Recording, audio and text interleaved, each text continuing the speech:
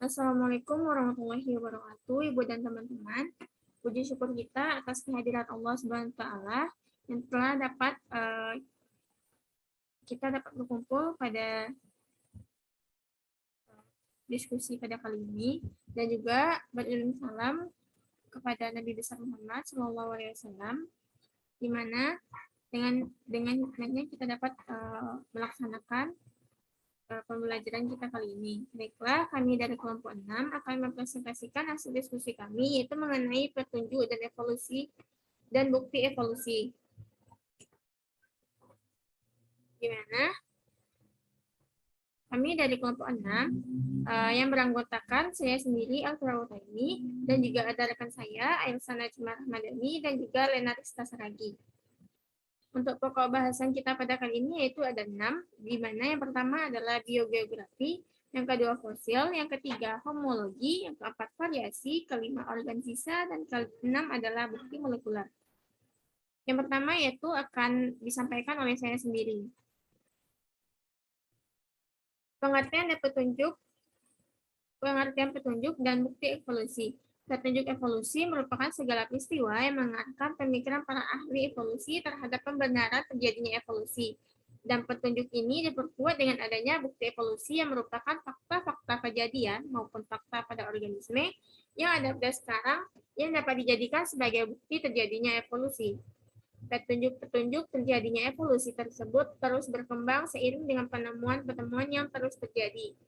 Bahkan sampai saat sekarang ini, para ahli terus berusaha menemukan petunjuk-petunjuk yang semakin lengkap untuk membuktikan kebenaran akan teori evolusi, khususnya yang sedang gencar diperkembangkan adalah kajian evolusi berdasarkan pendekatan molekuler.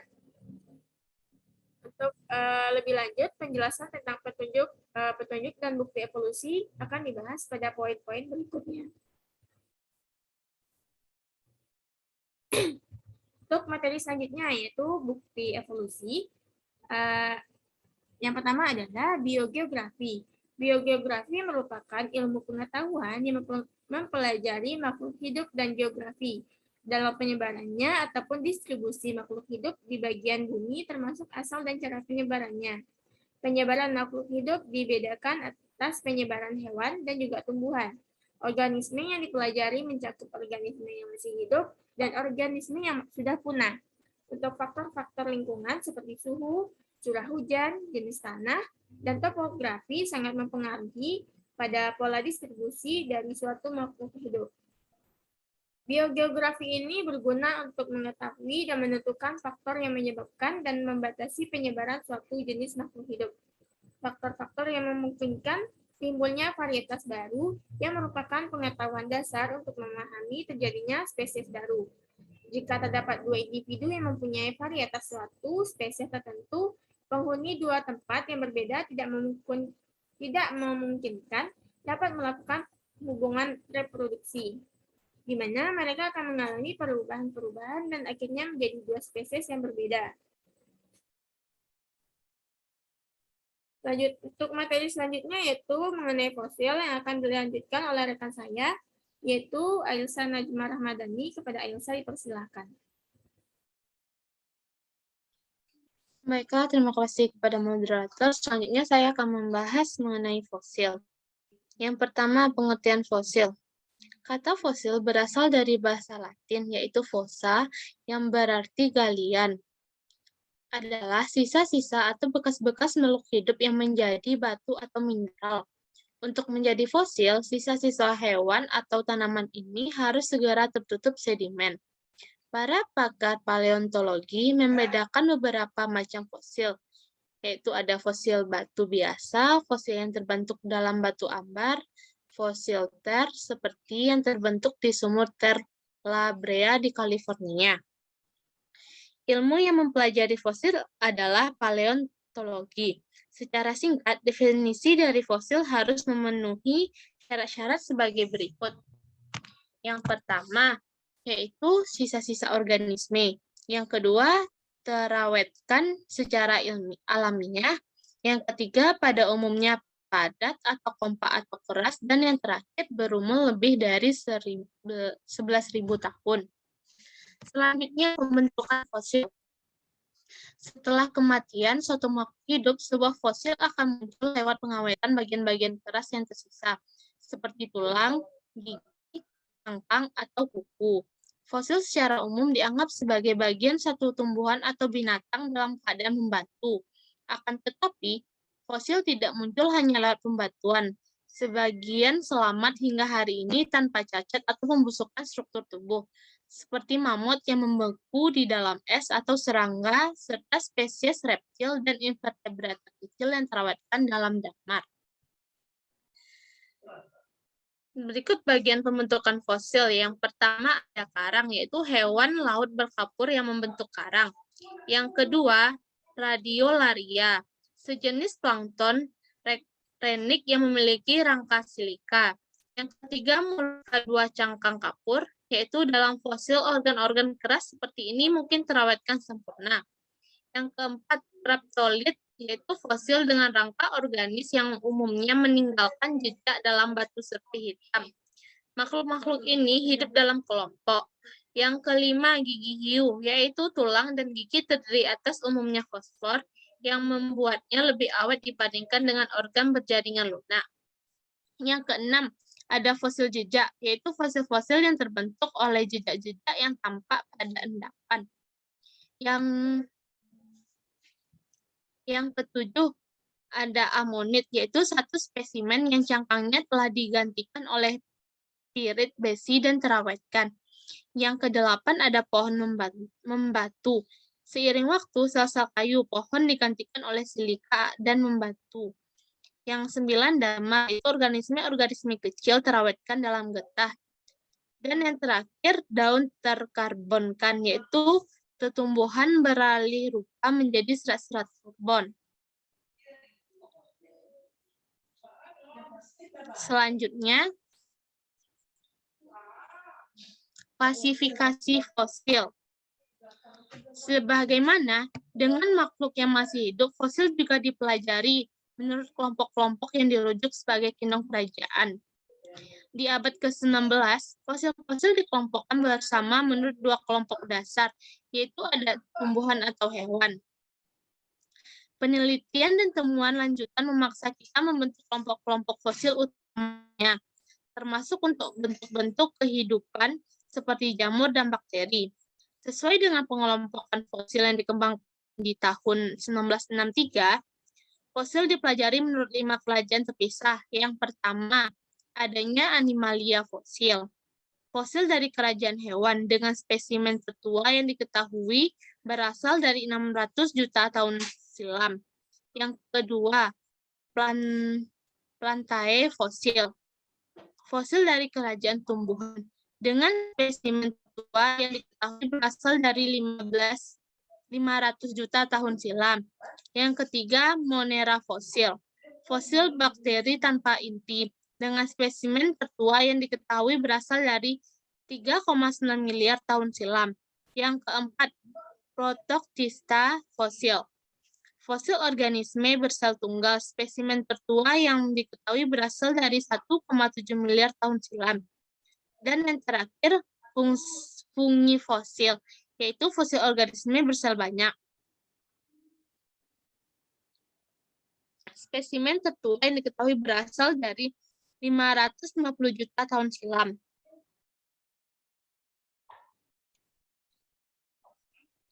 Selanjutnya ada data fosil dan hubungannya dengan umur lapisan bumi.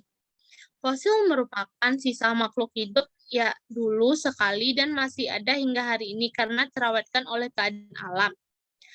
Fosil terbentuk ketika binatang atau tumbuhan mati terawetkan sebelum sempat membusuk sempurna, lalu menjadi bagian yang dari batuan endapan.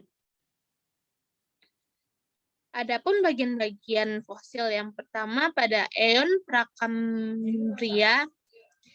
Prakambria dianggap sebagai zaman tertua dan terpanjang dalam sejarah bumi dan dibagi menjadi aneka eon dan era. Antara lain yaitu eon Hadea. Pada saat itu, kerak bumi masih membentuk diri. Eon Arkea antara 3,8 dan 2,5 miliar tahun silam. Diikuti oleh eon Proterozoikon. Yang kedua, eon Phanerozoikum.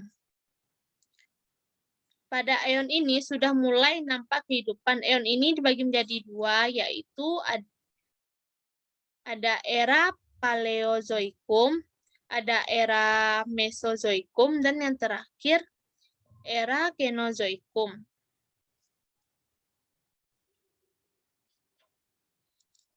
Baik, lanjut moderator.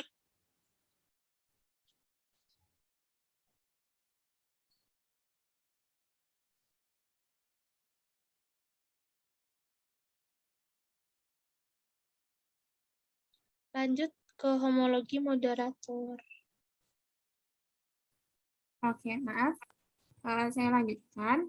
Untuk penyampaian materi selanjutnya, yaitu mengenai homologi yang akan disampaikan oleh Masih Ailsa, moderator. Ailsa. Kepada Ailsa dipersilakan. Yang akan kita pelajari pada materi ketiga yaitu homologi organ tubuh makhluk hidup. Petunjuk tentang adanya evolusi dapat dipelajari dari studi tentang struktur organ berbagai makhluk hidup yang memiliki kesamaan. Misalnya, anggota tubuh yang dimiliki oleh vertebrata. Semua anggota gerak vertebrata berupa sepasang tangan, kaki, dan sayap. Anggota gerak tersebut memiliki jari, adanya tulang radius, ulna, dan sebagainya. Anggota gerak tersebut dimiliki oleh semua kelompok vertebrata. Kesamaan anggota gerak tidak hanya meliputi tulang, tetapi juga ada otot, saraf, persendian, dan pembuluh darah. Semua kesamaan menunjukkan bahwa organ tersebut berasal dari struktur yang sama dan biasanya kita kenal dengan istilah homolog. Lanjut, moderator.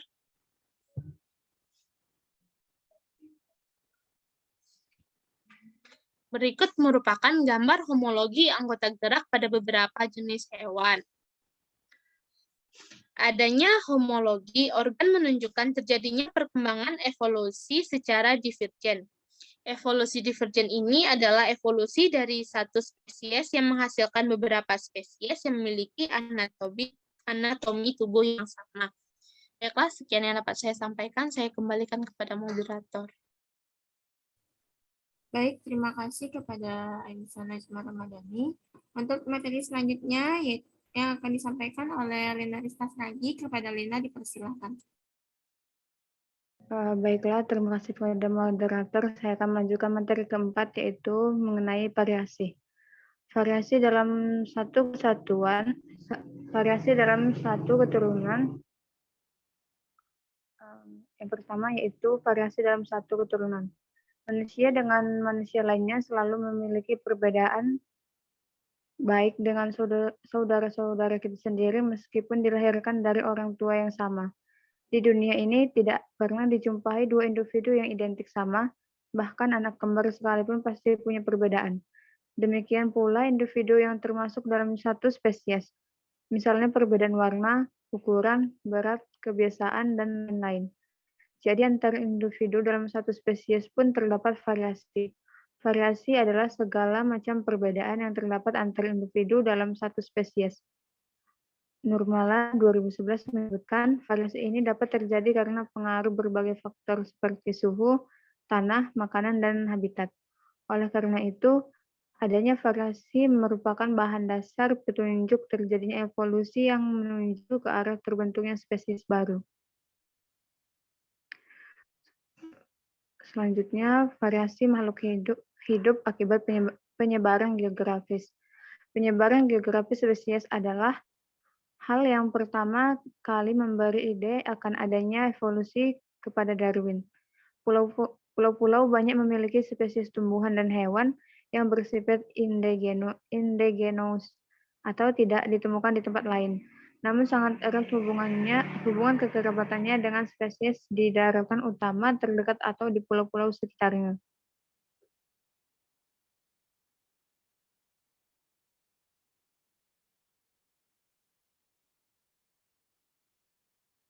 Berikut gambar variasi burung finch di Kepulauan Galapagos. Sama halnya dengan makhluk hidup yang lainnya, tidak hanya burung finch yang diciptakan bervariasi, melainkan juga pada tumbuhan, manusia, dan hewan lainnya. Pada hewan-hewan yang diciptakan bervariasi dan beragam jenisnya, ada yang berjalan dengan 2 kaki, dan sebagiannya lagi ada yang berjalan dengan 4 kaki. Selain pada burung finch, proses ini juga berlaku untuk spesies yang lainnya, misalnya analisis terhadap keberadaan hewan-hewan berkantung atau marsupial di daerah benua Australia.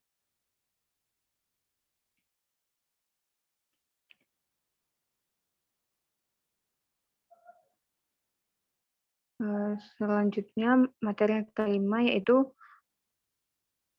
organ sisa dan organ rudimenter. Organ sisa berawal dari kematian gen atau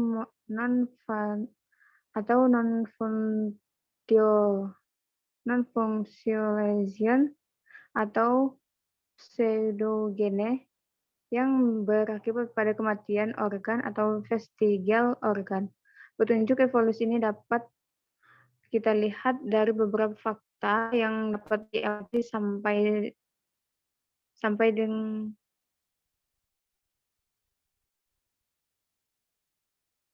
dengan sekarang, antara lain tulang kaki pada ular, jari-jari yang tereduksi pada kuda, umbal cacing pada manusia, otot penggerak telinga pada manusia, membran niktitan pada manusia.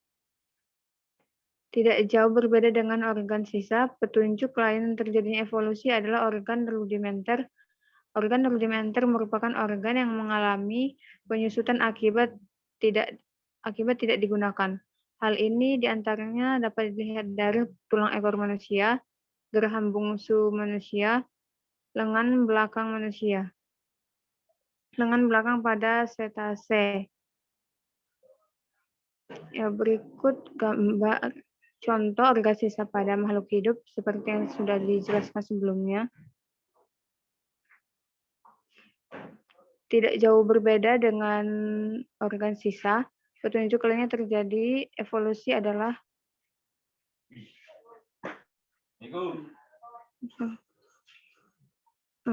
baiklah, mohon maaf sebelumnya. Saya akan melanjutkan materi selanjutnya, yaitu bukti molekuler. Hubungan evolusi di antara spesies dicerminkan dalam DNA dan proteinnya dalam gen serta produk gennya. Jika kedua spesies memiliki pustaka gen dan protein dengan urutan monomer yang sangat bersesuaian, ini pasti disalin dari nenek moyang yang sama. Biologi molekuler mendukung pemikiran Darwin yang paling berani, bahwa semua bentuk kehidupan saling berhubungan sampai tingkat tertentu melalui cabang-cabang berurutan dari organisme yang paling awal. Bahkan organisme yang secara taksonomi berbeda jauh, seperti manusia dan bakteri, memiliki beberapa protein yang sama. Misalnya sitokrom, suatu protein yang terlibat dalam respirasi seluler pada semua spesies aerob. Mutasi telah mengganti asam amino di beberapa tempat pada protein tersebut selama perjalanan panjang evolusi. Tetapi molekul sitokrom pada semua spesies sangat mirip dalam struktur dan fungsinya.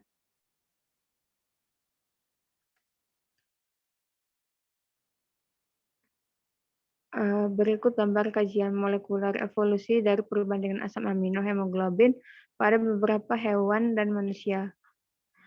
Suatu kode genetik yang sama merupakan bukti yang tak terbantahkan mengenai fakta bahwa semua kehidupan saling berhubungan. Dengan demikian, jelas bahwa kode genetik telah diturunkan melalui cabang pohon kehidupan sejak permulaan munculnya kode genetik tersebut pada bentuk kehidupan yang lebih awal. Dengan demikian, biologi molekuler telah menambahkan babak terbaru dengan petunjuk bahwa evolusi adalah dasar kesatuan dan keanekaragaman kehidupan. Adanya satu kode genetik atau lebih belum dapat menerangkan terjadinya keanekaragaman. Contoh-contoh variabilitas yang dapat kita temukan adalah wajah manusia, tidak ada yang tepat sama. Ada variasi warna tubuh pada beberapa hewan. dan adanya golongan darah yang bermacam-macam.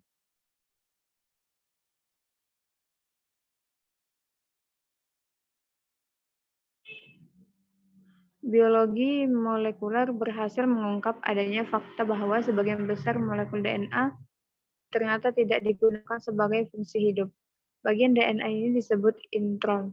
Isinya merupakan hasil mutasi atau perubahan urutan basa nukleotida DNA yang mencerminkan sisa atau jejak kehidupan masa lalu.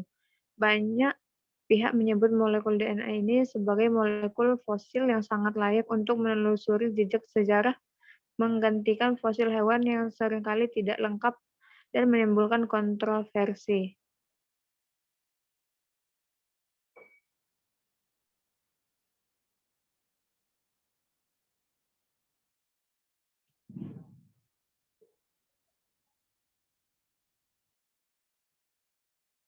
Biologi molekuler berhasil mengungkap adanya bahwa baiklah, sekian dari saya kembalikan ke moderator.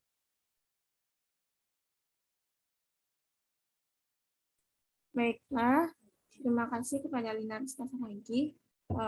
Ibu dan teman-teman, mungkin berikut adalah hasil referensi dari kami, diskusi kami.